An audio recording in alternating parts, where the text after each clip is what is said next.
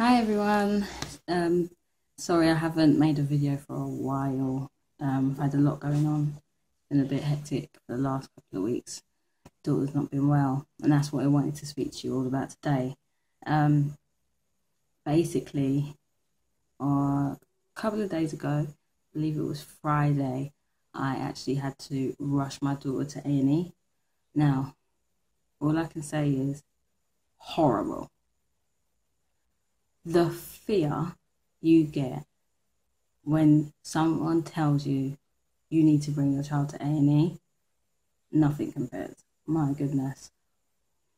Basically, my daughter had had a cold last week, well, the week before last, sorry, and then I think it was Thursday, she was, tossing and turning through the night. She weren't having a very good night.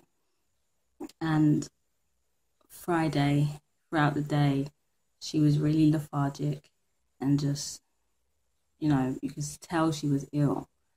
It wasn't until she said that she wanted to go for a nap, which is very unusual for her unless she is really, really ill. So I knew, like, it was bad, but I still assumed she was just, it was just a normal cold.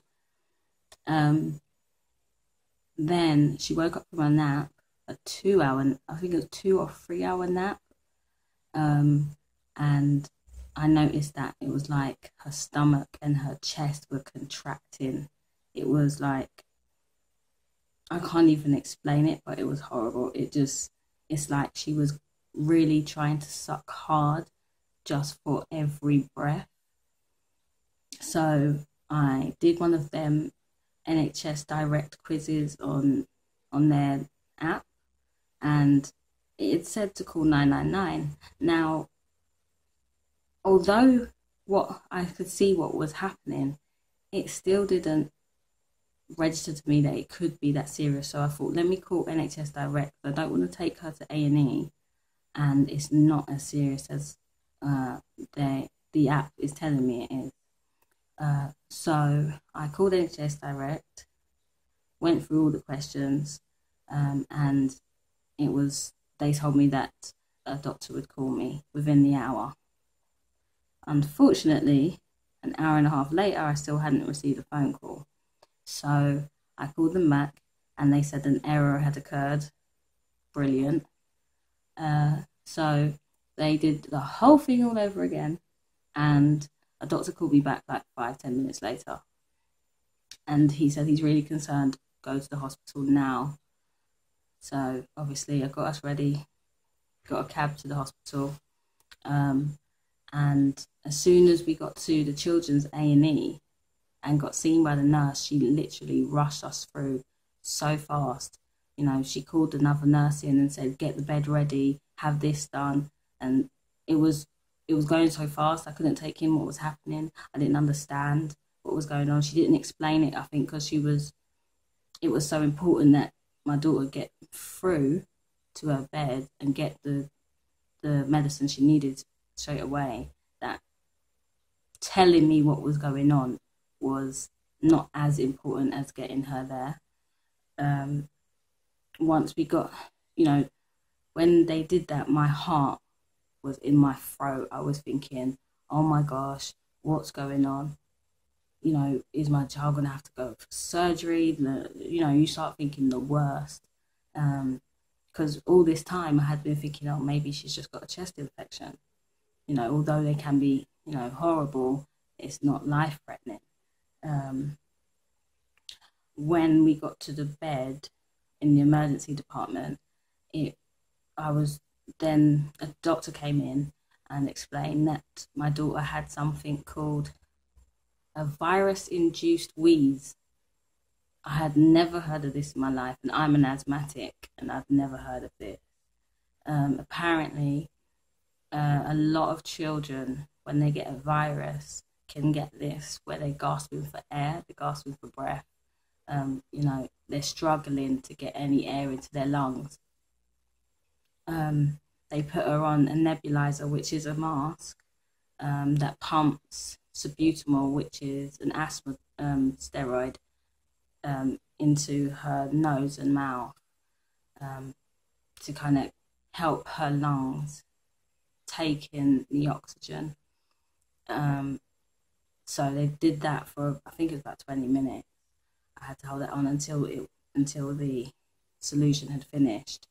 And after that, she had to be on asthma pumps for, I think she had to have like 10 pumps, 8 of one and 2 of another, every 10 minutes.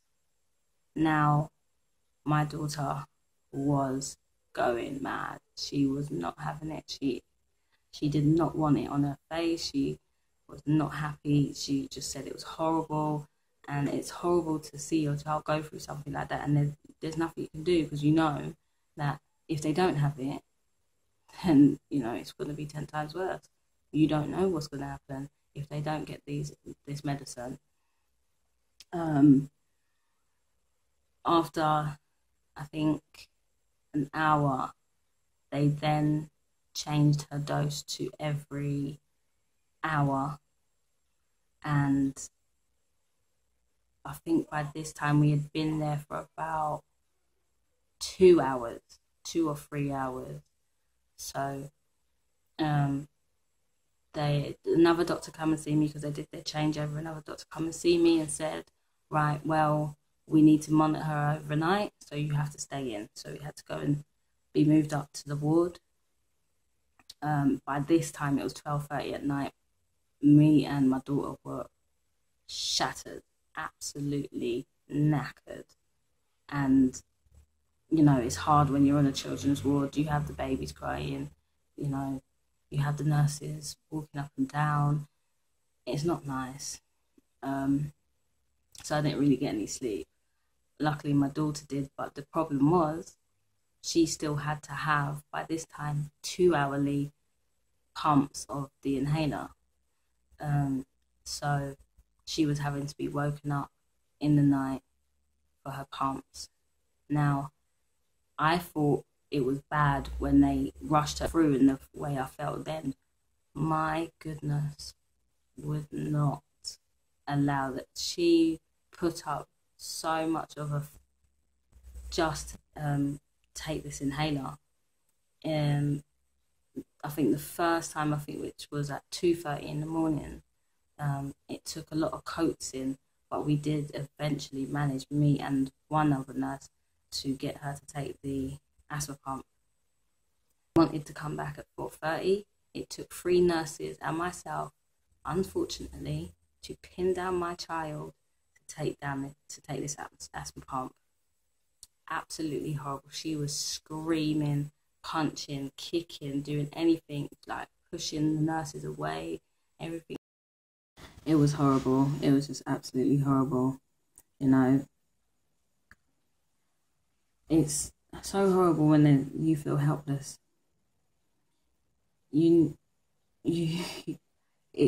Like, this is your life. Your child is your life. That's your everything. So when, you know, they're going through pain, it's so difficult. But anyway, in the mornings it was much better. She was much better. They still had to keep us in to still monitor her, until she was down to not having to take the pump until it was every 3 or 4 hours. So we didn't leave until about 5 p.m. on Saturday. But it was good, you know. Once the morning came, she was able to go, you know, and run and play in the playroom. And they've got like outside bit, and she was with all the other children. She was loving it, enjoying herself, and you can see how much better she was. But yeah, you know, it's a horrible situation, but I know that there's so much worse. But, you know, when it's your own child, it's the scariest thing in the world. But yeah, if there's anything you'd like to talk to me about, whether it be virus-induced wheezes or anything else, then please leave a comment in the comment section. Press like and subscribe, and I'll see you soon. Bye.